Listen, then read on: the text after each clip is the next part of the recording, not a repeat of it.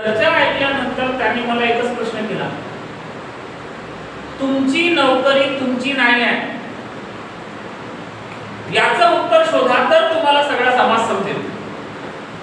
पण त्याने काय म्हटलं, तुमची नोकरी तुमची नाही आहे. माझा समज काय होता,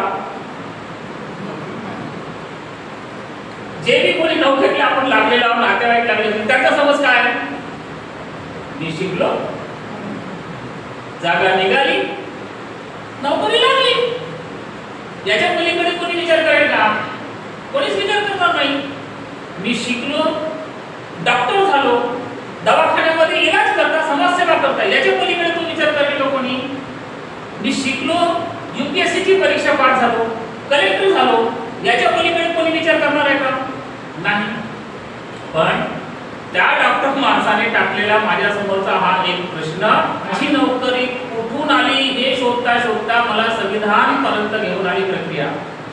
आणि संविधान वाचल्यानंतर संविधान नावाचा जो भाग आहे त्या भागामध्ये 15(4) आणि 16(4) हे काय आहे माहिती का? 15(4) आणि 16(4) भारतीय संविधानातले दोन मूलभूत अधिकार आहेत, हक्क आहेत, मूलभूत हक्क.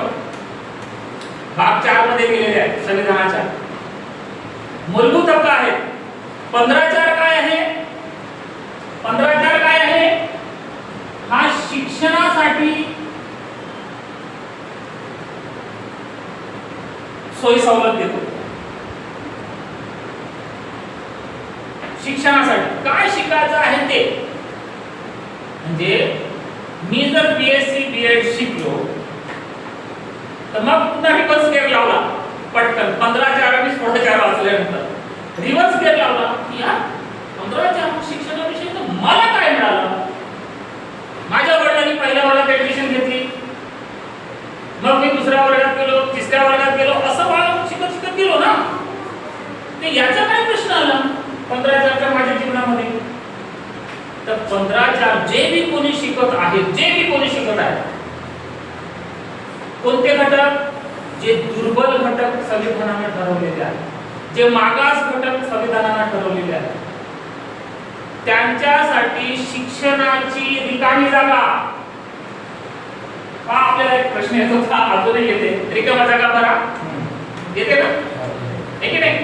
हा, महाराष्ट्राची राजधानी रिकामी जागा आहे, असा प्रश्न येते.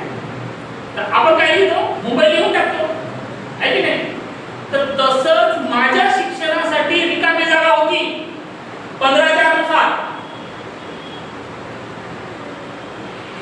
शाळा उघडली आहे, रिकामी जागा, फडकेच्या पोरांनी शिकायचा. 15(4) मूलभूत हक्क. मूलभूत हक्क काय आहे ते मी सांगणार. इथं शिक्षणाची माझी रिकामी जागा होती, त्याच्यानुसार मला पहिल्या वर्गात ऍडमिशन करताना 4 महिने द्यावे लागले. तुम्हाला द्यावं लागेल का? तुम्ही आठवण करा, पहिल्या वर्गात जेव्हा तुमच्या घरच्यांनी कोणीही घेऊन गेले असतील तर गुरुजीने पैसे मागितले का? मागितले? आता विचार करायचा आहे, मला सगळं जर फुकटच मिळालेलं आहे पहिल्या वर्गात, मग प्रश्न आला पैसे नाही मागितले, मग नेमकं काय केलं होतं? तर नेमकं काय केलं होतं, 2 रुपयाचा फॉर्म भरला होता. 2 रुपयाचा फॉर्म आहे का तुम्हाला? 2 रुपयाचा फॉर्म भरला होता आपण शाळा शिकताना. फी माफीचा EBC माहित आहे? हा, हे आपल्याला माहिती नाही. शाळेमध्ये प्रक्रिया चालते, फॉर्म घेऊन जाणे ना, भरून आणणे, कोणाची तरी सही आणणे, बरोबर आहे की नाही? हे तुम्ही केलेला, मी पण केलेला डिवाइस कुठून आला ते मी तुम्हाला सांगणार. माहित नाही ना, आपल्याला जे काही मिळते ते माहितच नाही कुठून मिळाले. आपल्याला जर रेडीमेड मिळते, तो तेवढ्या खटपटीत जाते, आहे की नाही? सगळ्यांचं तसंच राहते. सामान्य माणसाचं जीवन जसं दिसत आहे, जसं येत आहे परिस्थिती, त्याला अनुसरून जगत राहतो. बहुतच कठीणाई आली तर त्याच्यातून तो कसा तरी वाटेल त्या प्रक्रियेने मार्ग काढतो, पण ती परिस्थिती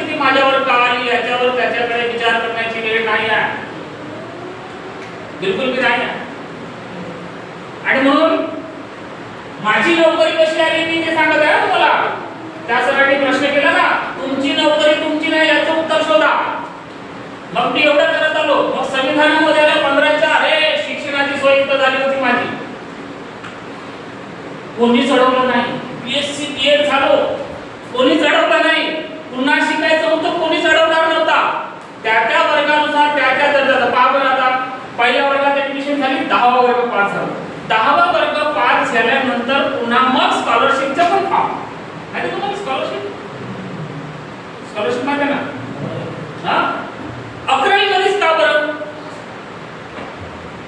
10वी पर्यंत नाही, कोणालाच नाही. पण 11वी मध्ये मग जे पर्टिक्युलर मागास आहेत ते निकष मी सांगणार आहे. मला त्यांना तुम्हाला अतिरिक्त पूरक कारण खर्च वाढतो. हा लक्षात घ्या. शिक्षणाचा खर्च वाढतो म्हणून मग त्यांच्या घरची परिस्थिती चांगली नाही आहे अशा लोकांना स्कॉलरशिपची सोय केलेली आहे संविधानाने. इथंच 15/4 मध्ये अडवू नको, सगळं सरकार भरेल त्याच्याविषयी नो डाऊट. शिक्षणाची सोय झाली, शिकून झालं, मी बीएससी बीएड झालो, मग त्याच्यासाठी कामदार पाहिजे की नाही पाहिजे? की बीएससी बीएड झालं ना माती टाक असं पाहिजे का? मग संविधानामध्ये पुन्हा आलं काय 16/4 मध्ये काय आहे?